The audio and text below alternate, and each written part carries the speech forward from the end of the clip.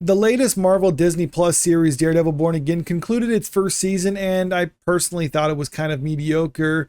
The first couple episodes, I was intrigued and interested in seeing where they're going with it, but they didn't seem to follow through with it. And I'm not going to say this is the worst Marvel show that they've produced, but it's definitely not to the same standards as the Netflix Daredevil series were.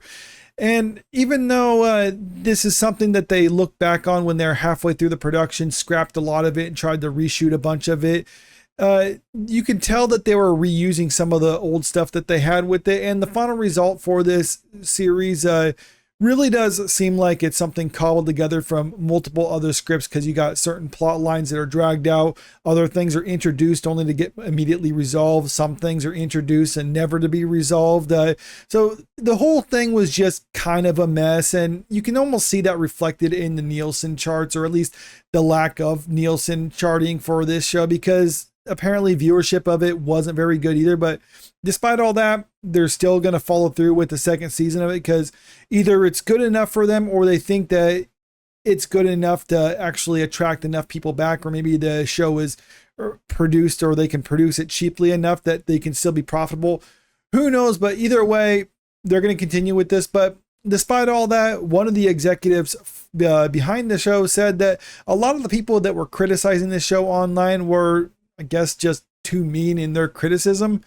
Marvel Studio exec admits MCU fans can be very mean at times. They say you can't please everyone, but some MCU fans could apparently stand to be a little kinder.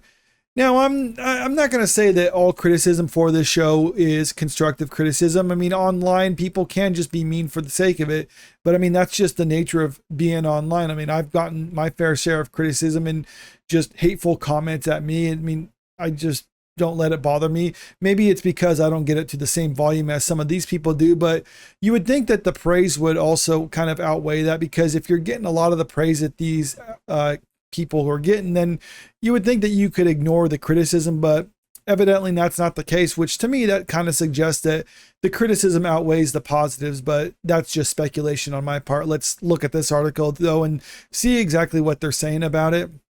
According to Daredevil Born Again's producers, some of the Marvel audiences need to work on being less mean. Marvel Television and Disney Plus's Daredevil Born Again is a full-fledged revival of the original Netflix Daredevil series that ran from 2015 to 2018, and that is some of the best stuff that Marvel has produced. And if you're by any means someone who hasn't actually seen those yet, I highly recommend you watch the Daredevil series, the Netflix ones, because, or the ones that were initially produced for Netflix, because they're still phenomenal. I watched them again maybe like a year or so ago, and yeah, I'm still just blown away that this was, well, I mean, even not directly, but partially tied to the MCU. And I'm kind of wondering, with some of the same people working on that series as they worked on this new one, why it didn't turn out anywhere nearly as good as what that one was. But like I said, it could have been much worse.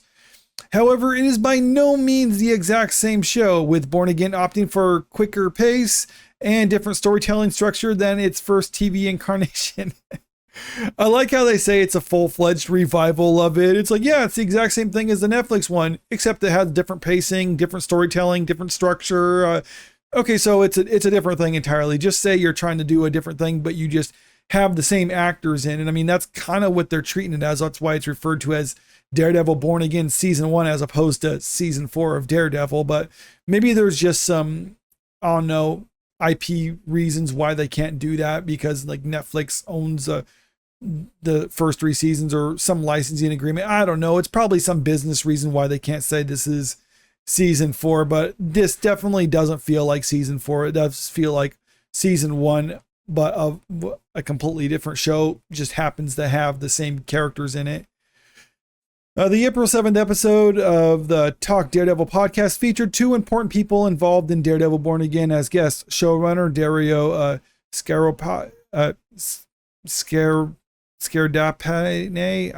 I'm sorry, I'm terrible with names.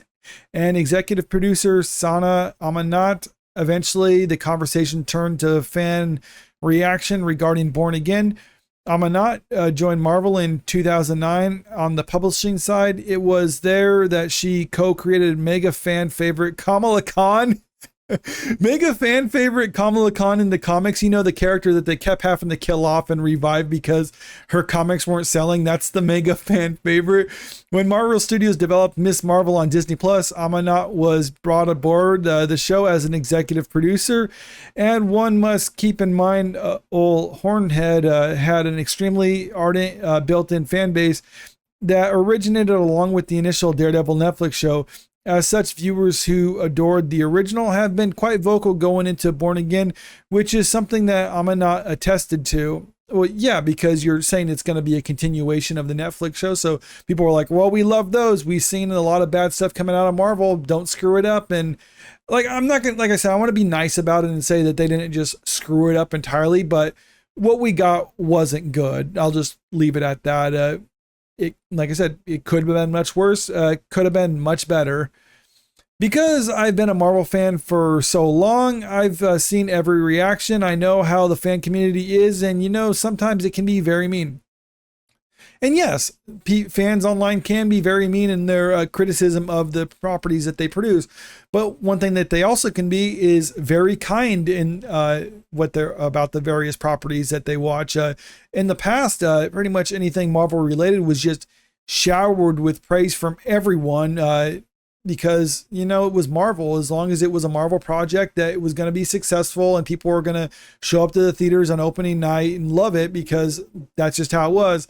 Well, things shifted and people started noticing the quality has kind of diminished in recent years. And I think that was partially due to Marvel almost taking advantage of that, where they're thinking like, oh, we're Marvel, we can't do any wrong. So they just released whatever they could, got very lazy in their production, stopped caring about it. And as a result, people start kind of abandoning it. And now people are being a little bit more honest with their criticism. They're not going to just immediately shower it with praise. The spell has kind of been broken. So now it's up to Marvel to earn that praise back. And so far, they haven't been able to get that. And as a result, you're going to hear a lot more negative criticism than you are going to hear praise. This is far from the first time that Amanat has addressed fan criticism. In 2022, she called Kamala's controversial change in her superpowers the right move. One thing is for sure, during Amanat's Marvel tenure, she has been involved in many projects and has likely witnessed the full breadth of the fandom's offerings. I think that's probably fair, or at least as far as the fandom offering towards the MCU. As she made clear on the Talk Devil podcast, the detractors of Daredevil Born Again are firmly in the minority. No, I mean, going back to this, it seems like the more people didn't like this than liked it, or at least more people didn't watch it than watched it. You could even look at the Rotten Tomatoes score. It's not terrible. 81% seems to be... that's okay. It's mediocre for something like this. For Daredevil to have an 81% for audiences, that's kind of a mediocre score, especially when you compare it to the first season of the Netflix one.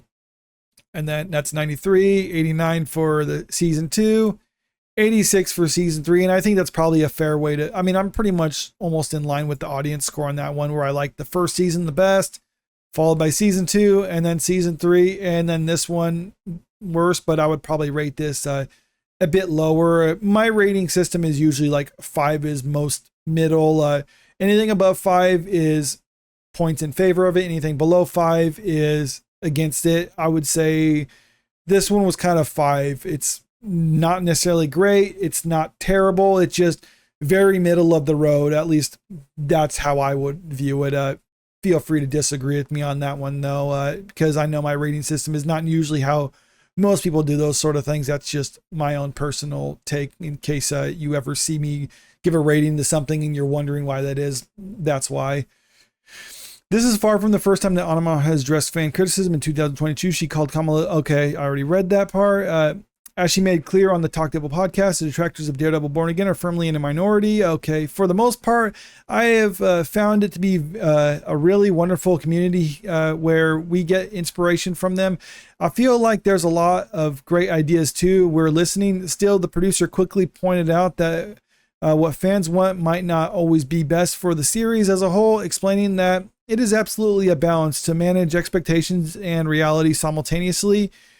Quote, there's some things we're like, oh yeah, that is interesting. And then of course, there are other things where we're like, no, there's a different direction. And like Dario said, hopefully you're going to love it. You know, like we have to challenge them, but it is absolutely a balance. We do want fans to be happy and excited because also, you know, we're fans and we want to be happy and excited. So we're always going to come from that place. We'll just maybe have different tastes at times.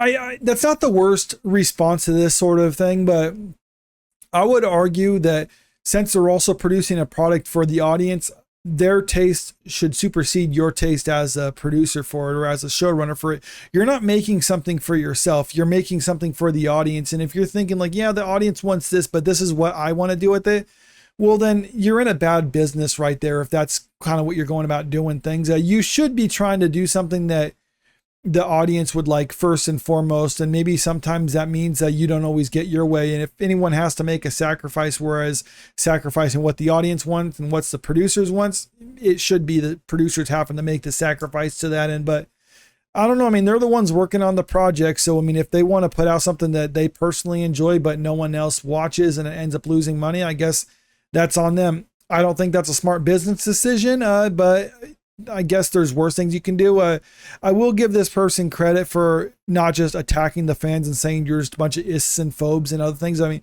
just saying that the fans could be a little bit mean in their criticism. Like I said, I think that's fair because you're going to get a lot of negative criticism online, but that is the nature of just doing business in these days and age. I mean, you're always going to get criticism online. Some of it can be pretty nasty. You just kind of have to ignore the real bad stuff. And there has been a lot of constructive criticism I've seen personally online regarding this show. Maybe they should take that into consideration for when it comes to season 2, and maybe they can fix some of the problems that they had with it. But if season 2 is anything like the season 1 of Daredevil Born Again, then I think that's going to be another failure for them. But let me know what you think about this in the comment section below. And also, if you haven't already, make sure you click that subscribe button if you want to stay up to date with the latest entertainment news. And don't forget to click that like button and share this video out there because it really helps out with the channel. Thank you.